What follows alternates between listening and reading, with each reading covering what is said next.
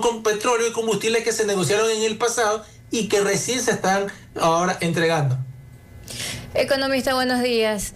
Pero aquí tenemos dos caras de la moneda, porque Ecuador también, a pesar de que, claro, importa crudo, importa combustible, exporta crudo. Entonces, de alguna manera, el presupuesto general del Estado también se vio beneficiado, porque si esperábamos recibir $53, más o menos que es lo que se esperaba en el presupuesto, en la proforma presupuestaria, ahora pues recibió alrededor de 62 o $63, no recuerdo, pero ¿eso tuvo un beneficio o no tuvo un beneficio a la larga? Porque usted dice que igual tuvo que el Ecuador hacer una especie de subsidio para que el factor del precio del combustible no afecte tanto al consumidor final. ¿Cómo ve usted en balance en general estas dos caras de la moneda, entre exportación de crudo e importación de combustibles?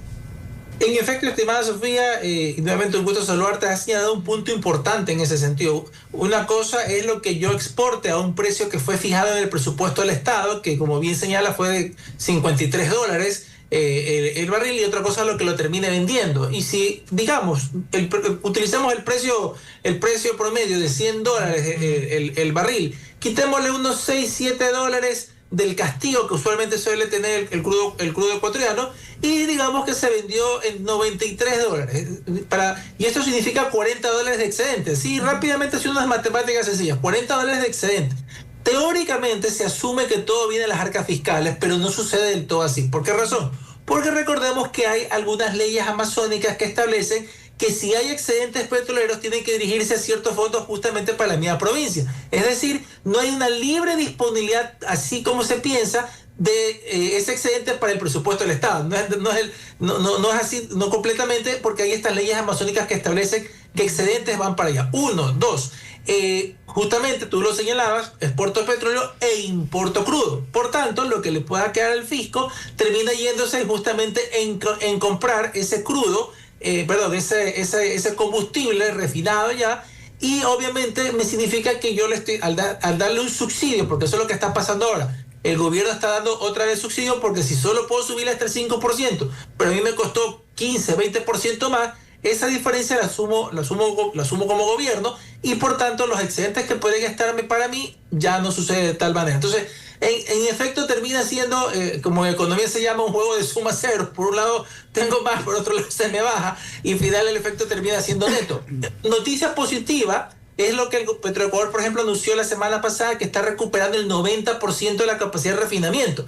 Eso es positivo porque así va a bajar la dependencia de comprar combustible desde afuera, que nos resulta más caro y lo puedo producir internamente.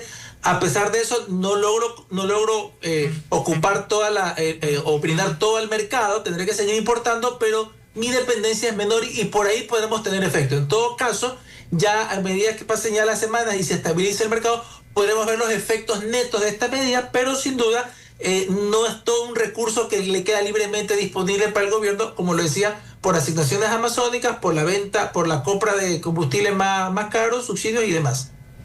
Economista, y al final del día, al consumidor final, al ciudadano común de a pie, ¿qué tanto ha afectado esta alza de los precios del combustible?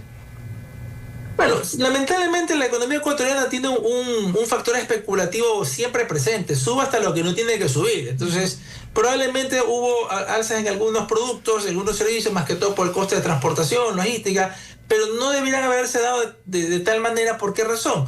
Primero, porque es cuestión también de optimizar. Si yo tengo, por poner un ejemplo, un camión para transportar 1 tonelada y solo transporto media tonelada, bueno, seamos más eficientes y compremos el camión, traigamos todo. Y si no tengo el mismo producto, utilicemos la transportación para traer varios productos. Entonces es cuestión también de optimizaciones. Si cuando en septiembre-octubre, que fue la eliminación del subsidio, del diésel, no hubo un impacto tan importante en la inflación, inclusive se dio más por efectos especulativos y de el aumento de los costos de transporte de las zonas que estaba el conflicto, es decir, de Babura, de Carchi, de parte norte de Pichincha. Pero en todo caso, si hay estos tipos de especulaciones, es importante que se señale que la misma ciudadanía alerte y que las autoridades, llámese gobernaciones, llámese intendencias, hagan su parte también haciendo los controles, porque no debería darse procesos especulativos, porque los precios no están liberalizados, están bajo bandas, están bajo sistemas de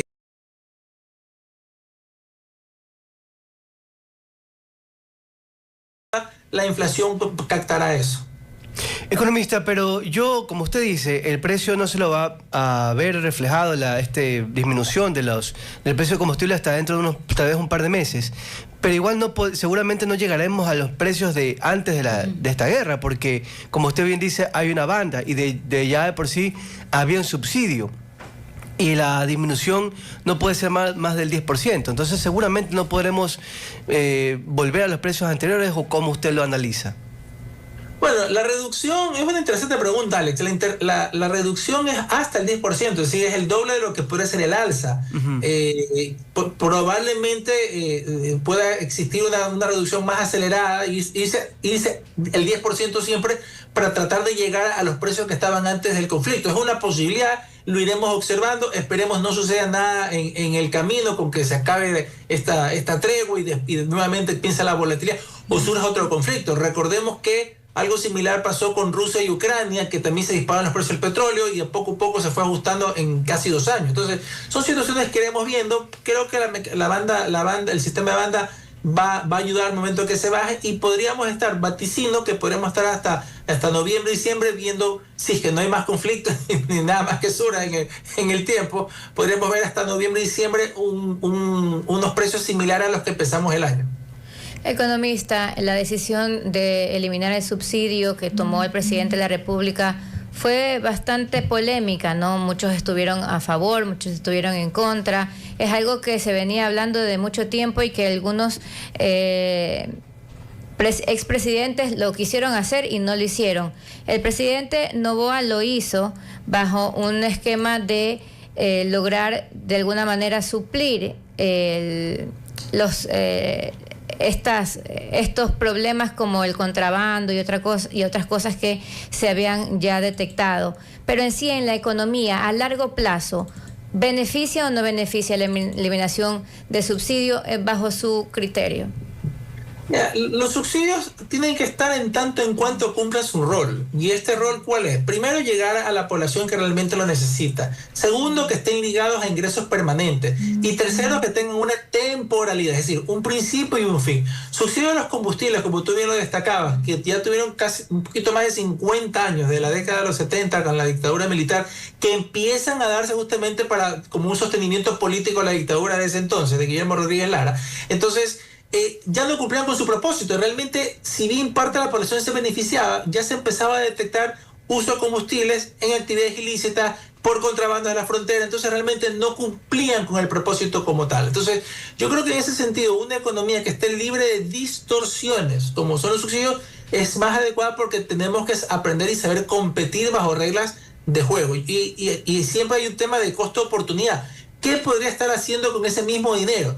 Los combustibles la demandaron al país cerca de 1.100 a 1.200 millones de dólares por año, entre todos los tipos de subsidios a los combustibles. Entonces es un tema de costo-oportunidad. ¿Qué podría estar haciendo con eso? Hospitales, carreteras, en fin. Yo creo que ahí viene un tema de reordenamiento de las finanzas públicas también, que es importante que se avance para garantizar que esos recursos que se liberaron puedan justamente direccionarse. Claro está que ahora, lo decíamos hace un momento, estamos brindando subsidios, hay un costo de las finanzas públicas justamente por la medida de contención, hay que tratar de sobrellevarlo, esperemos que puedan ir disipando esto para que los recursos ya no estén comprometidos en más subsidios. Pero creo sí fervientemente que los subsidios existan mientras realmente cumplan con su propósito y bajo los criterios que había mencionado.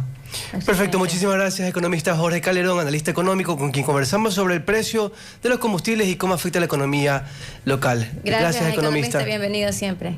A ustedes, siempre gracias, estimada Sofía y Alex. Buen día. Muchas gracias.